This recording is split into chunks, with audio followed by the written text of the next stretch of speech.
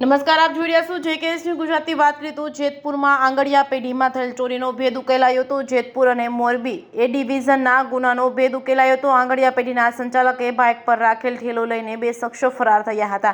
આંગડિયા પેઢીના સંચાલકને ઠેલામાં 1 લાખની રોકડ રકમ હતી। ચોરીની સમગ્ર ઘટના સીસીટીવી કેમેરામાં કેદ થઈ હતી। એલસીબીએ સીસીટીવી ફૂટેજના આધારે જેતપુર જૂનાગઢ રોડ ઉપરથી બંને આરોપીને મુદ્દામાલ સાથે પકડી પાડ્યા હતા। એલસીબી અને સિટી પોલીસે અમદાવાદની કુખ્યાત છારા ગેંગના 2 આરોપીની ધરપકડ કરી હતી। બંને આરોપીઓ વિરુદ્ધ અમદાવાદ, ગાંધીનગર, નવસારી પોલીસ સ્ટેશનમાં નોંધાઈ ચૂક્યા છે ગુનાઓ।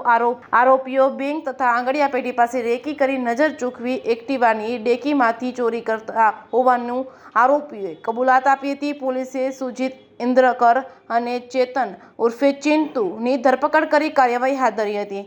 જેકેએસની ગુજરાતી સાથે રાકેશ પીઠડિયા, જેતપુર।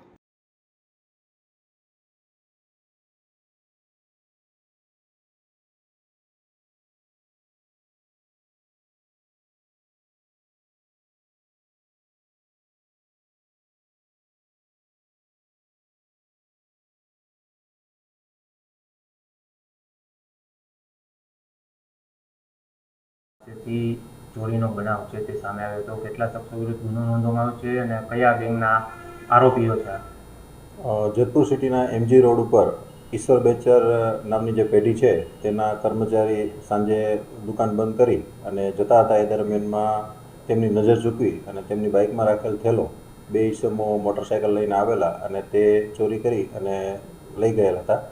જેમાં રાજકોટ ગ્રામ્ય જિલ્લાની એલસીબીએ મહેનત કરી અને 2 આરોપીઓ જે અમદાવાદના છારા ગેંગના હોય તે બંનેને પકડી અને તેમની પાસેથી 100% મુદ્દામાલ રિકવર કરેલ છે। મુદ્દામાલમાં 1 લાખ રૂપિયા રોકડા અને તેમણે જે ગુનામાં વાપરેલ હતું તે મોટરસાઇકલ બંને કબજે કરવામાં આવેલ છે। આરોપીઓ વિરુદ્ધ કયા પોલીસ સ્ટેશનમાં ગુના છે તે નોંધાયેલા? આરોપીઓ વિરુદ્ધ અમદાવાદ સિટીના નવરંગપુરા, ચાંદલોડિયા, ઘણા બધા પોલીસ સ્ટેશનમાં અમદાવાદ સિટીમાં ગુના દાખલ થયેલા છે, તેમજ નવસારી ટાઉનમાં આ રીતનો ગુનો દાખલ થયેલ છે। આરોપીની એમો શું હતી? ખાસ કઈ રીતે આ લોકો ચોરીને અંજામ આપતા? આરોપીઓ ખાસ તો રેકી કરી અને બેંક હોય અથવા એટીએમ હોય અથવા તો આંગડિયા પેઢી હોય તેનાથી દૂર રહી અને રેકી કરતા હોય છે કે આમાંથી કોણ પૈસા લઈને અહીંથી નીકળવાનું છે, પછી એમની વોચ રાખી અને એમમાંથી ચોરી અથવા લૂંટનો આ લોકો અંજામ આપતા હોય છે। જેતપુર સિટી પોલીસ તેમજ મોરબીનો બંને ગુનાનો ભેદ છે તો ઉકેલ્યો છે। આરોપીઓના નામ શું છે? એક આરોપીનું નામ સુજીત છે અને બીજાનું નામ છે ચિંટુ। 2 આરોપીને અત્યારે હસ્તગત કરવામાં આવે છે।